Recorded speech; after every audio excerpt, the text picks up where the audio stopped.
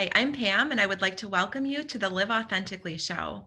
My team and I help other people step into their authentic realities via a number of different modalities. This podcast is one of them. We also have a private Facebook group, and you can find us at liveauthentically.today/FB. I'm also super pumped that I just released my first book this year. It's called SOAR, SOAR, and you can check it out on Amazon. It's available in audiobook, paperback, and Kindle. I am super pumped to have with me on my show this morning, Bodhi Simpson. Hi, Bodhi. Hello. How are you? I'm good, thanks. Thanks so much for inviting me. Thank you so much for having me. I'm super excited about our discussion today.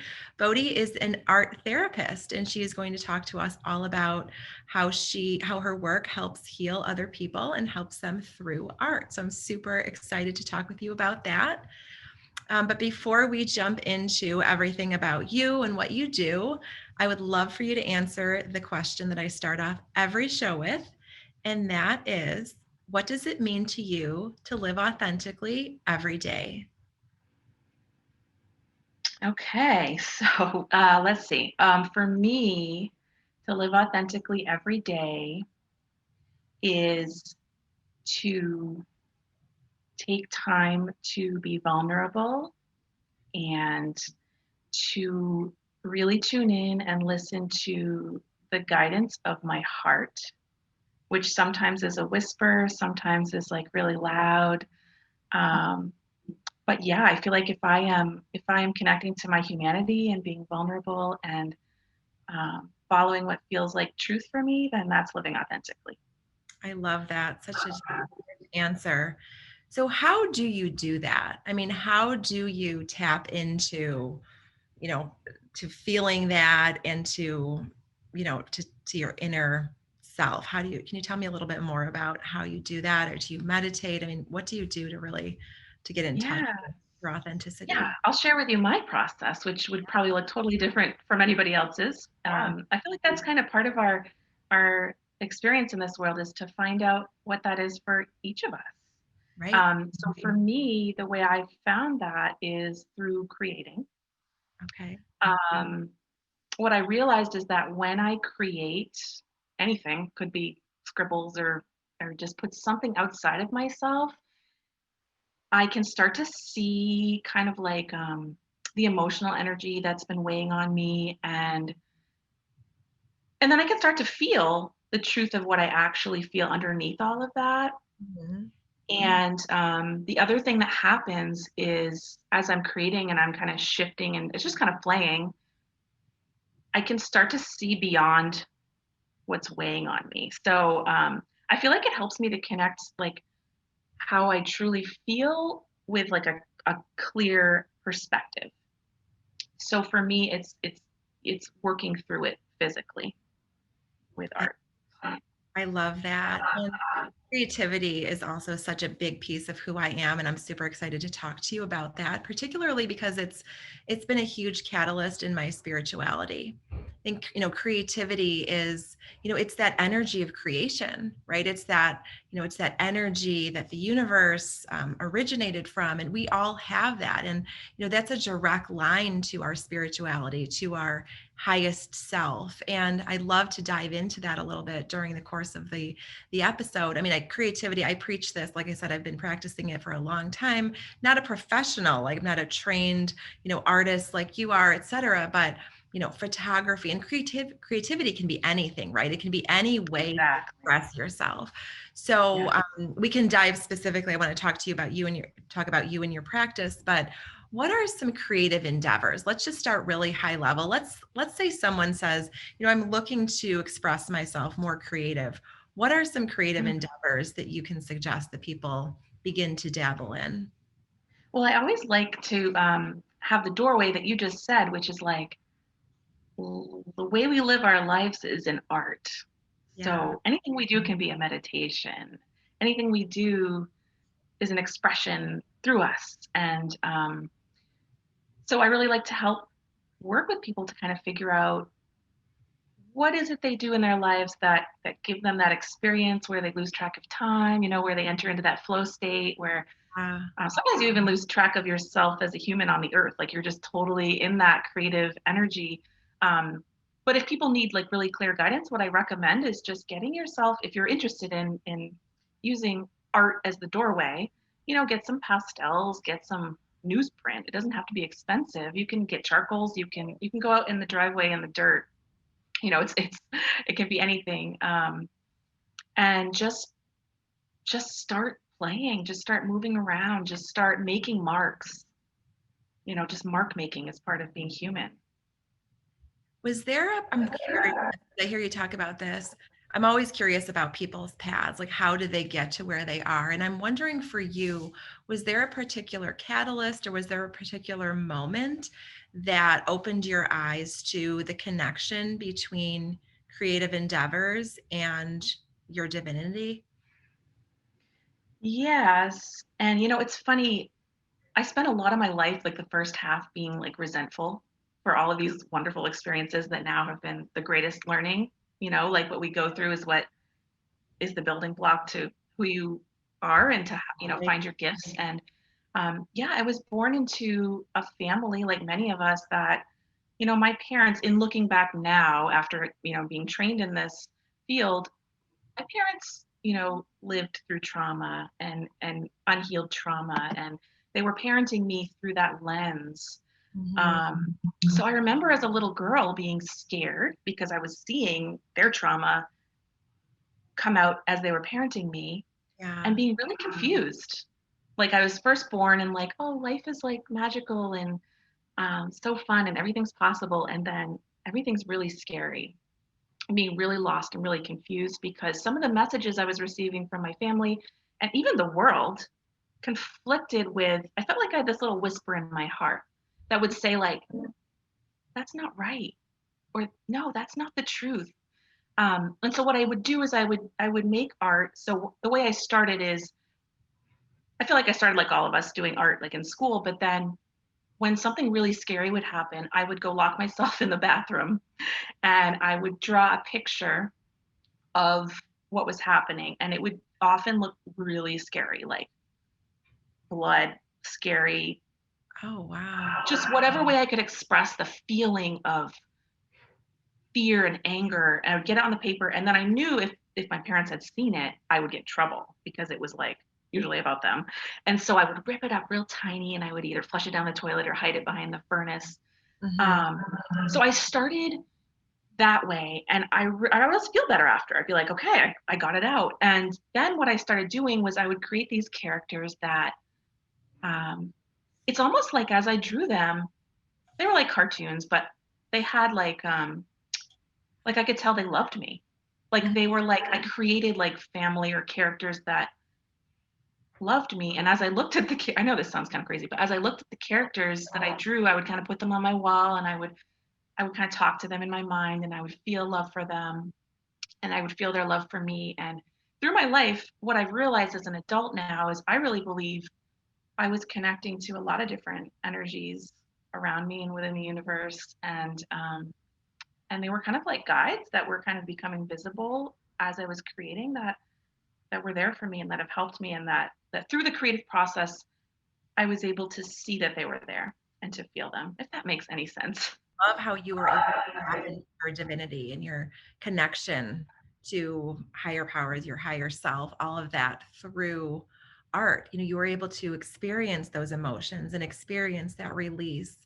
And I would love to hear you talk about how you decided to embark on this for your life purpose, for your life path.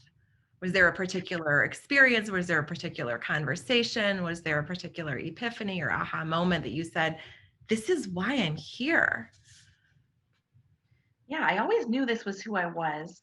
But then as you get older, everybody tells you when you're trying to figure out, like, okay, what am I going to do? They say, oh, art isn't a career. Or Yeah. they would say it like negative, like, oh, maybe you could be a social worker someday. Like, maybe you're smart enough for that. So I just feel like for whatever reason, I was feeling through my life, I felt not worthy, not good enough, not smart. All I could do was draw. That was it. I didn't realize it was such a gift. And I started school as going to school for mental health and human services because I wanted to understand kind of what was happening within my family, and it was helping connect the dots. And there was a point where I wanted to help people more. I wanted to be a therapist. I wanted to really help people work with their traumas. And I myself at that time I hadn't healed my traumas enough. Um, and so I found a program called clinical art therapy. And I had literally never heard of this field in my life. And I Mhm. was like, what the heck is clinical art therapy? And so I'm researching it, and it's basically the marriage of psychotherapy, human development, artistic expression, and allowing the creative process to help people see the energy creating their lives, to Mhm. work through, traumas and belief systems, and then to start to create and vision the life they want to, and feel into it and step into it. And I was like, oh my gosh, this is who I am. So I applied to school, and it was only out of state. They didn't have any of this in Maine. We still don't. And so I'd never driven past Augusta, which is 20 minutes from my house ever. And this school was 3.5 hours away. Mhm. So I applied to school, and I told everybody, I'm applying, but I'm not going to go because I knew I just couldn't, there was no way I could go, but I just wanted to see if I could get in. And Mhm. so I applied, and then I was in a terrible car accident. And it was about 100-mile-an-hour impact. I fell asleep at the wheel. Oh my god. I broke somebody's legs. Like, it was just so bad. And I I remember like going to the hospital, and everybody was so serious, and they were like, "Oh my gosh, she has internal bleeding. Um, she might not make it through the night." It was like this big thing, and I was like, "Oh man, I'm gonna die. This really stinks." I really never found myself. And then, like, I don't know if it was, I can't even remember if it was later that night or the next morning. I don't remember if I spent the night or not. They came in and they were like, "This is a miracle. You don't have one broken bone. None of the, like, all the internal bleeding stopped." And I was bruised like from head to toe, and I had glass in my body, but I walked away, and I wanted to see my car. So I told my boyfriend at the time, I want to stop by and see the car. So I called the place, and they said, "It's such a shame that the young girl died." And I said, "What do you mean?" And they said nothing's left of the car. They said everything is completely demolished. Even the keys were shattered. And so when I got to the car, the only thing left intact was the driver's seat where I was sitting. Keys were shattered, everything around. And I mean, I was just like, the wind was knocked out of me to realize how, I feel like that was like in my adult life, like consciously, like, there is a reason I did not die in that. Like, how did I not die in that accident? And how am I okay? And I got home, and I think there was a voicemail on my phone when I got home from the hospital that said, "Hey, this is Springfield College down in Mass. We got your application, and we'd like you to come for an interview." And I told my boyfriend, I said, "Oh, it's so cool. I did get in, but I'm not going to go." And he said, "I am literally going to be mad at you if you don't go to this, because this is who you are." And so I was like, "Okay, but you have to drive me. I don't even dare to drive more Yeah. than half an hour." So he drove me. I had the interview. I got accepted. I said yes. And that's really where my life went from there, was like, I feel like a baby. I don't know how to be a grown up. I don't know who I am, but I'm following my heart. And that's kind of led me to where I am here. I love that. So let's rewind to that, like that moment when you saw the car, I mean, completely destroyed, but the driver's seat was intact. How do you explain that? What do you attribute that miracle to? Yeah, it literally shattered. I knew in that moment, I knew that I knew there was a reason. I know it sounds silly, but I just, when you have that feeling, like, what they say, sometimes you have to be kind of hit upside the head by a 2x4 to take the right path. At Yeah. that time in my life, I was really starting to go down a really not good path. I was just, um, I was making a lot of not good choices for myself. And yeah, it woke me up, and I saw clearly.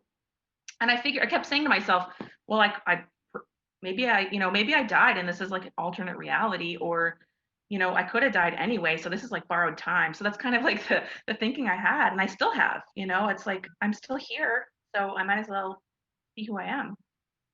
Right. And that is a powerful story. I mean, those heart awakening catalysts, we all have them in our lives. Sometimes they're, and they don't have to be anything, always super serious, right? But they could be a piece of music or a piece of art or a poem that stirs us and causes us to see our lives and see the world a different way. But ultimately the universe wants us all to wake up. I mean, that's the ideal. That's the goal here is life is a series of opportunities to awaken. And what happens is the universe keeps ramping up the catalyst, right? I mean, I know that, from my own life experiences, I look back, I lost a baby in the third trimester when I was in my early 30s, but I had a very early pregnancy loss years before that. And like that didn't really, I mean, I was sad for a little while, but like that didn't really move me. And I feel like the universe has been, it kind of nudges me. It has been popping in these more significant heart awakening catalyst. And the idea is the goal is to hear the whispers, really to Yes. cultivate our self-awareness and to really listen to the whispers so that something like really serious and catastrophic doesn't happen. And so fortunately you were able to wake up in that moment and say, okay, I need to take a new life path. But and those are opportunities. You chose to dig really deep and reframe that reframe that experience as an opportunity to step into your greatness. And I think that is super powerful, and it is a testament to your connection with your divinity, the connection to the divine, connection to a higher power, and to your purpose. And ultimately what you're doing through your work is you're moving humanity forward. Your work is is healing people on a daily basis. And I think that is just so amazing. It is such a beautiful awareness, isn't it, that as we wake up and as we heal ourselves, the world around us heals, the Right. future heals, the past heals. It does feel that way. It really does. And if you think about how many lives you're healing, right? And that has a ripple effect, right? So the people that you heal, you help them step into their most, healed authentic self, and then they impact other people. So it really does have a ripple effect. Let's talk a little bit about the work that you do on a daily basis. So, can you tell me about what your daily work looks like, who your clients are, and ultimately where I'd like to go is how you witness healing in your clients. But let's start with what do you do kind of on a daily basis? Yeah, so at this point in my practice, I've worked with all different ages, all different populations. Um, I used to try to define who I worked with. I thought it was trauma, and then I realized I work with humans. Humans bring their trauma, or they bring their grief, or they bring their strengths. So I work with humans who are willing and open to their own healing. And I feel like a big part of my job is truly holding space for people to learn how to face their own truth. And so most people do not pick to work with me because I'm an art therapist. Actually, probably 90% of the people that pick me say I looked nice in my ad, or my approaches just feels different. It feels like, they've dealt with the same problem over and over through talk therapy for 30 years, and they feel like they haven't ever really accessed the root. So I feel like a lot of my work is just helping humans to remember where sometimes we've never really connected to who we really are, and really find their footing in that place and then build a foundation from there. I guess a lot of the work is kind of like undoing, Okay. kind of like taking apart what we believe to be true. First, we have to notice and we have to face our traumas and why we believe something. But often, the lens we see life through is not the truth. It's based on what we've been through and what we feel based on that. And so, yeah, there's a lot of undoing and then rebuilding. So, is there talking through too? And you tell me a little bit about what that looks like? Let's say You're like, no, what is it? So yeah, it's different. let's say I'm a client, like I come to you and I Okay. just want to work with you, Bodhi. So let's say I'm stuck, I'm spinning my wheels in certain areas of my life. Can you help me? So you might come in, this is very common. You'll come in and you'll have the dialogue, you'll have the story that you already decided you were going to tell me, or that you told the other therapist, or that you've been living your whole life. And I'll take notes and the first session will be gathering your history or what your perspective is. And um, from there on, I'll ask you if you're open to maybe trying other ways of expressing yourself, and you may feel really nervous if this is uncomfortable for you. There's even the artists that, the people that consider themselves artists, there's a lot of with art, there's a lot of perfectionism. I feel like there's a lot of how we think something should be. And so a lot of my job is just to help people realize that, again, our life is an art, and we're going to use these creative processes, these tools that I'm going to teach you, as a metaphor for your larger life. So we may be doing something with our hands, but again, we're really accessing the feeling state so that you can step out of my office and bring that frequency into your life. So it's kind of like a practice place.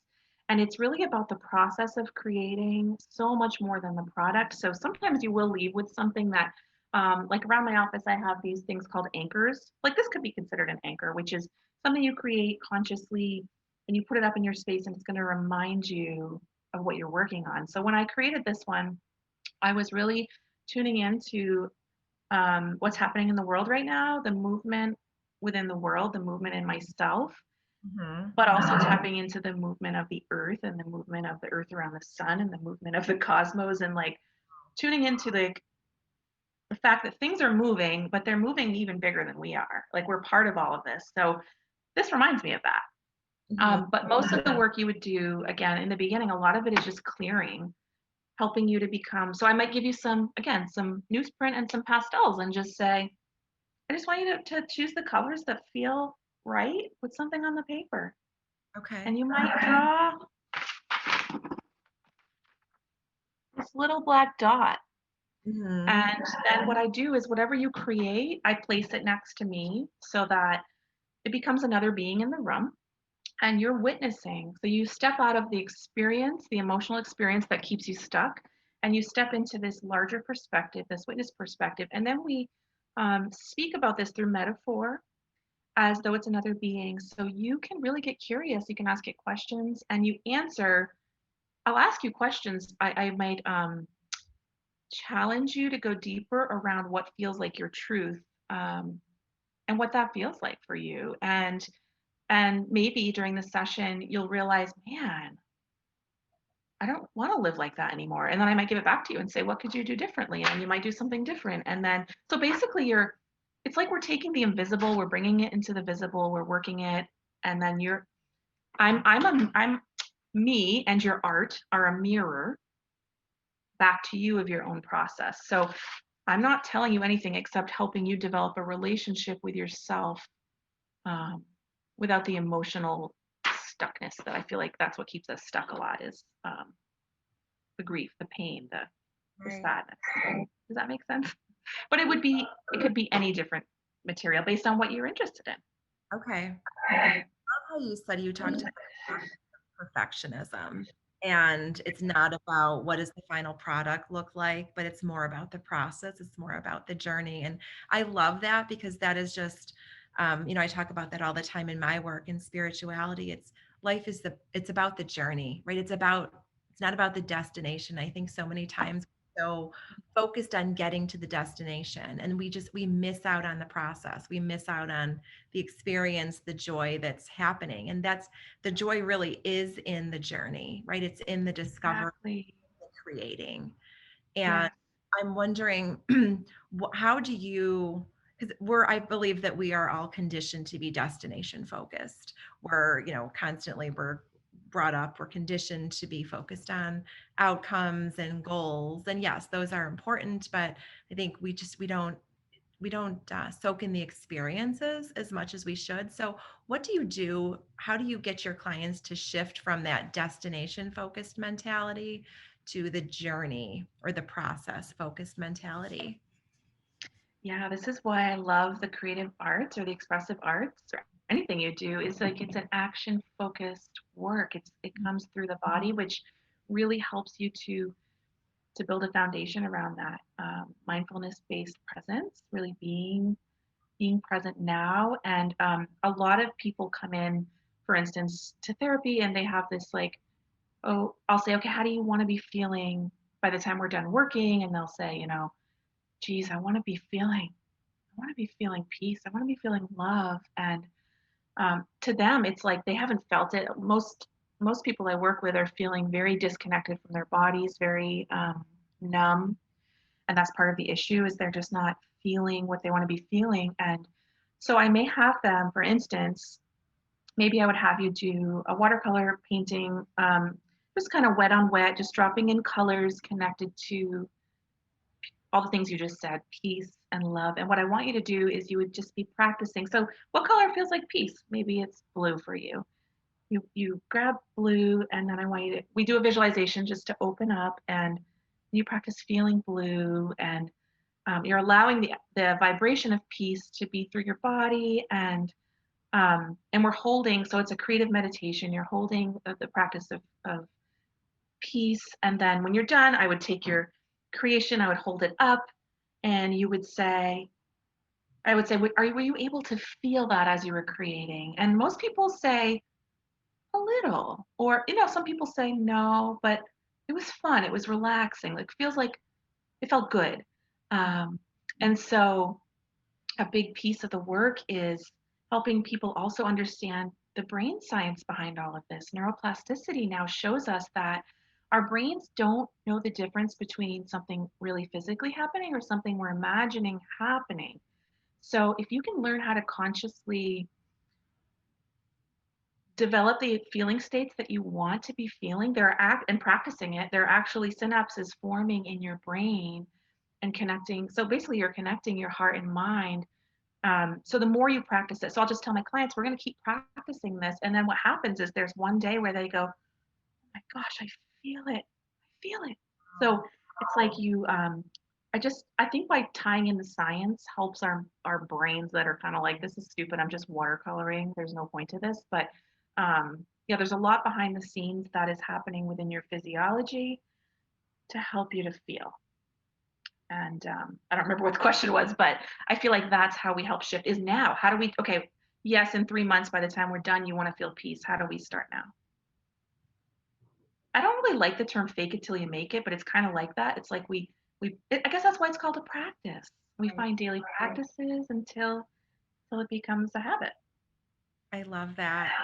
Let's talk a little bit about color and its connection to emotions. Because I know Mm, I'm the colors that I surround myself with in my house affect my mood. I like to have nice, peaceful, calming colors.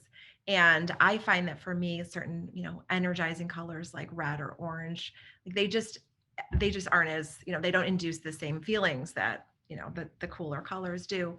So do you find, first of all, my first question is, do you find that when people come to you with traumas that they're trying to heal, that they gravitate towards certain colors first before you really start the process of talking them through the feelings and everything? Do you find that, let's say, certain emotions such as anxiety and stress and guilt and all of that are tied to certain colors over others?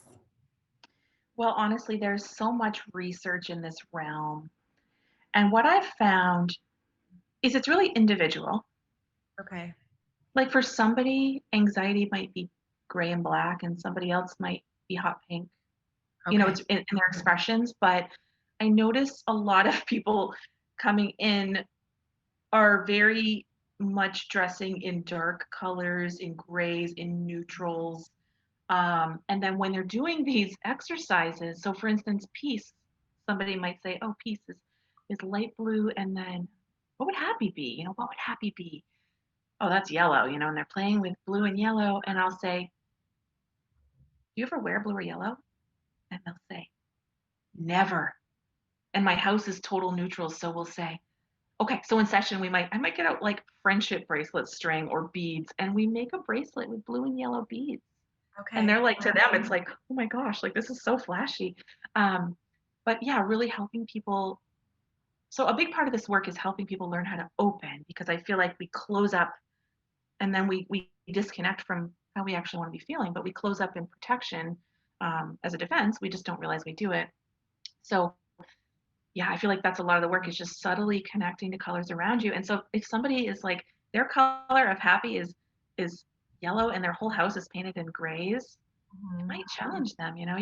We could make something artistically yellow and you put that in your kitchen, or maybe you paint your kitchen yellow, or Okay. get some yellow curtains. Or so we have a lot of fun with it. And I'm telling you, people come in and they are like, so then their work would be, every day, every morning, I want you to open up and connect to the feeling of yellow and of blue, and allow it, in your mind, fill your body with these colors, step Mhm. out of your house with these colors. You got your bracelet if you need it. I feel like a lot of us need something to hold on to remember. Right. Um, but yeah, so yeah, the color, there's just, and with the emotions, there's a cool book called Power versus Force. I don't know if you've ever heard of it, Got it. but you'll have to check it out. They measure the frequencies of different emotional states. Okay. So like it's a nice way to show people that energetically, the feeling vibration of like shame and guilt, like the lowest, have a very different feeling than the higher vibration frequencies, which is like joy. Well, there's peace, joy, compassion. So I really like to help people understand on an energetic level, like the frequencies of these feelings, so they can start to notice within themselves. That's what's going to show up on the page in the art of what frequency are you vibrating at. And then visually you can see, okay, yellow, what frequency is that for you? That's joy. And so like there's a lot of energetic work, I feel like, that comes in, yeah, just to help people kind of understand that whole realm, because everything's energy, right? I'm going to ask, is the most challenging part of your job? This is a good question. I think just the telemarketers that call me in between sessions, just the outside world. Um, there's nothing in the work that I do that's challenging, because my work is truly to hold space for people to find their path. It's not mine to find for them. I'm just a guide to help them build a relationship. Um, I do. I've learned how to live, my practice through my compassion center versus through empathy. That was a big learning. That was a challenge for me. Um, there are many times that I still go home at lunch and I cry to music, just a kind of a release. But I've learned how to, be present with my clients in a way that I'm not taking on responsibility for their healing, that I'm Yeah. holding space for them to do that. Okay, so what I wanted to ask you is, I know one of the challenges that a lot of spiritual healers, teachers, energy practitioners, et cetera, face is with energy, absorbing the energy of their clients. When people come to you with their past traumas and need healing, and, I deal with people who are suicidal sometimes. I mean, there's a lot of trauma there. There's a lot of energy there. And I'm wondering, what do you do to insulate yourself from that energy that your clients bring to you? Yeah, so I have a daily practice in the morning where um, I align myself. I get really clear, and I open up my heart, living from my heart. Come into my session, and I have a practice where, say you're coming in and you've got a lot of trauma, a lot of really heavy stuff. It's almost like I have. So I'm very grounded. I have a grounding practice. I work Mhm. with my clients on also learning and grounding practice that we do in the beginning of sessions, and then I almost kind of like imagine this like vortex that opens up in my floor. And as people are talking, I'm almost imagining like I'm directing their heavy trauma. So instead of before, when I first started this, I used to like take it on and be like, oh, I can relate to you. I feel it. Yeah. Now it's like I'm kind of directing their trauma kind of down into the earth. So I feel like I'm helping facilitate them in releasing, but I'm not taking it into my energy field. So we're kind of, I don't know if this is going to make any sense, and I'm staying really present with them through my compassion center. So through my heart, I'm present. but I'm not feeling empathy. I mean, I may be a little because I'm human, but I'm not taking it in. So I feel like I've through my training in energy healing and energy medicine, I've learned how to because of this subtle work, I've learned how to open and tune into different energy centers in my body. And I work with this with my clients as well. So not sure if that makes sense, but I've learned practices. Um, and then when clients leave the room, I take a little bit of time. I might do some art or some other um, internal process to envision clearing the space so that it's a nice, squeaky clean, energetic space for the next person that comes in. So it's Mhm. all about kind of like learning how to take responsibility energetically, I feel like. Yeah, I love that. And that's so important to again not take on their emotions, take on their feelings, but allow that processing to happen within them, right? And allow them to, you're facilitating their healing. So what is your favorite part of what you do? What's the part that brings you the most joy? Before we move to that, I do want to say that doesn't mean there isn't a few sessions where I have tears come down my face. So I don't want you to think that I'm not human in those moments. I'm present, and we're taught in grad school to not feel the other person's emotions. But I feel like when I'm really present um, through compassion, that sometimes that happens. So I just wanted to say that. And what was the next question? Do you remember? Yeah, what brings you, and we're going to go to that question in just a second, but I wanted to echo that as well, that I experienced that too in my work. I mean, as much as I, have to stay strong and be the healer, the guide, the teacher, all of that. I mean, I still do have that human element that, I mean, some days are really challenging.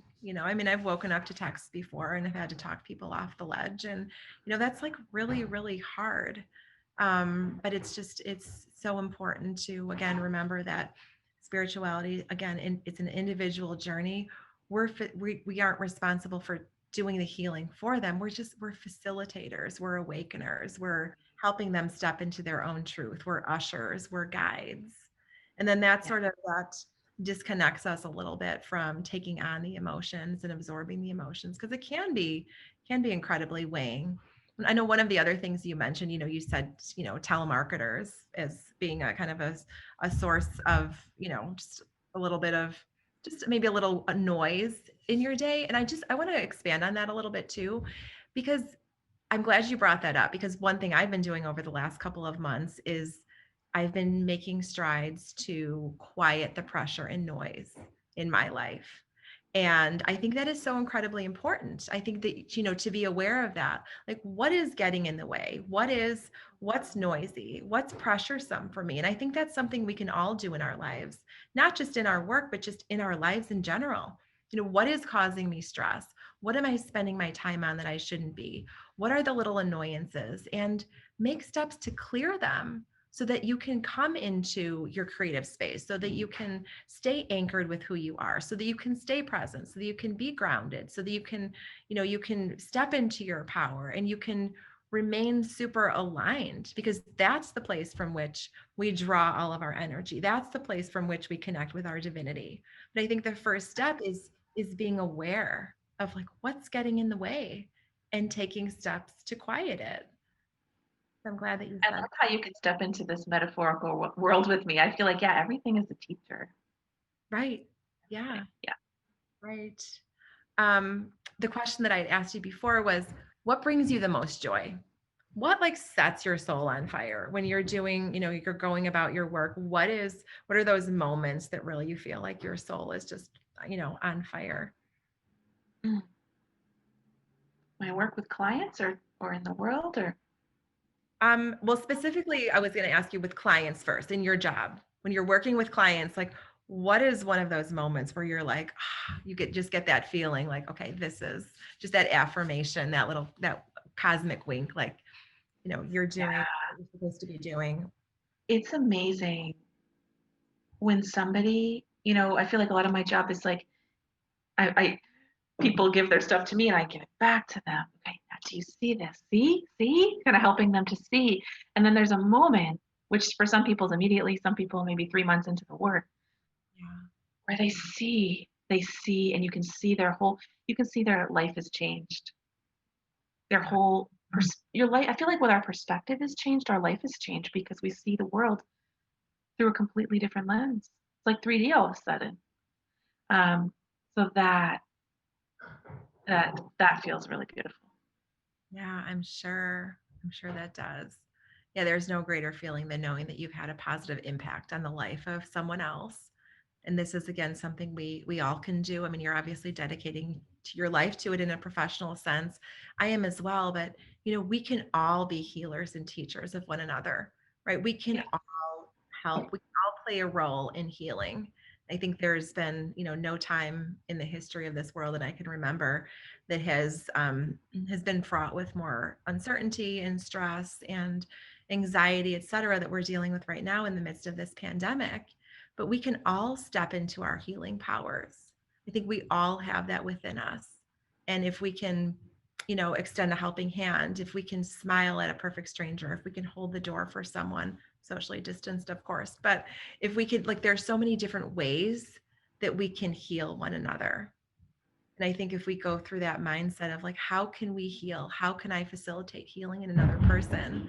I think that we'll be changing the world every single day. so true. It's so true. And as you're saying this, like what just came up in me is like the other day I was like really triggered, and I don't try. I live my life really consciously, and I'm still human, and I reacted and I got snappy, and um sometimes even when we're triggered, we're helping facilitate healing. I feel like sometimes the biggest healings came from me when I saw what wasn't working, or somebody was acting in a way that I was like, "Oh, I don't want to be like that," or Mhm.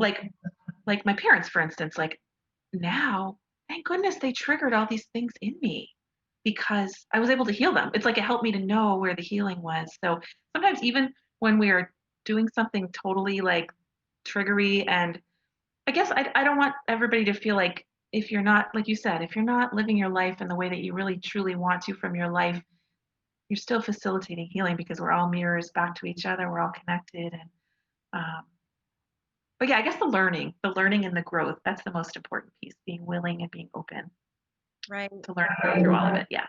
Like you mentioned the word trigger to those triggers, right? Yes.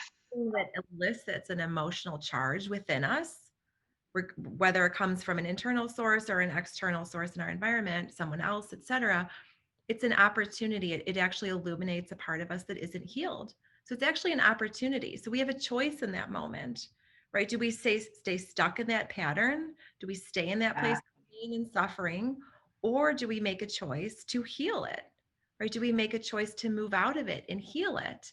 And that can be done through a number of different modalities, through spiritual healing, through art, which you do, through psychotherapy, through just lifestyle modalities that we can all do on a daily basis. Meditation, taking a walk in nature, exercising, juicing, eating super clean. I mean, those are all steps that we can take to heal ourselves on a daily basis. I love that. So Yeah, true. Yeah. Just, yeah, staying aware. exactly. And So maybe we're just telling yourself if you're not doing it perfect. Like I feel like a lot of us, like, we want to exercise, we want to juice, we want to get up early and meditate, and we're not always. And so I feel like even just like, what messages are you telling yourself? Like, that's something I told myself. I'm growing through this. I am actively working on this. Like, there's a gentleness to it. right. And there needs to be, we need to extend grace and compassion to ourselves because,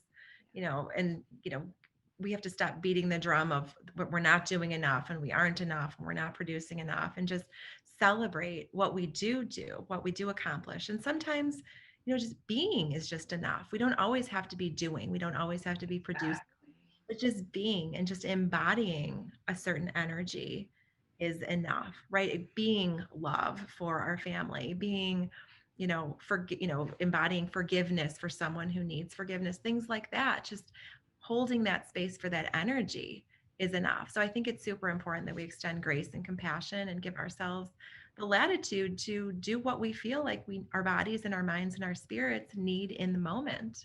Exactly. I feel like I took a whole year when I started noticing that whisper in my heart. I took a whole year, and all the year was figuring out what is a definite no. So I realized if it's not yes, if it's not like, yeah, I want to do that, it was always a no. So I said a lot of no's for a whole year. And now I know what that feels like to be like, yes, yes.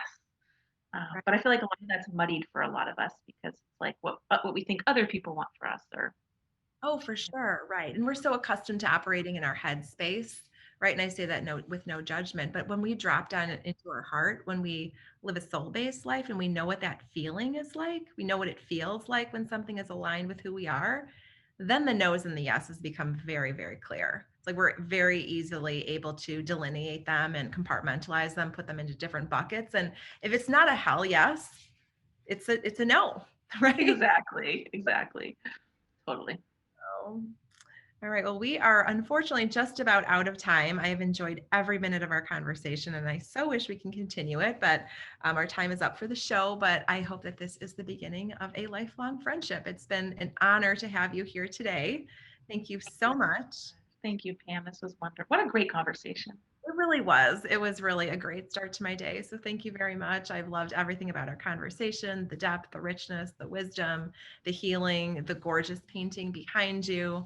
I loved it all. So thank you very much. Before we close, do you have some words of wisdom that you would like to end with for our viewers and listeners? Mm. I guess my words of wisdom would be find a daily practice, find something. It could be the most simple thing. It could be finding what color brings you peace and joy, and tuning into that. Um, that will be the doorway. Beautiful. Thank you.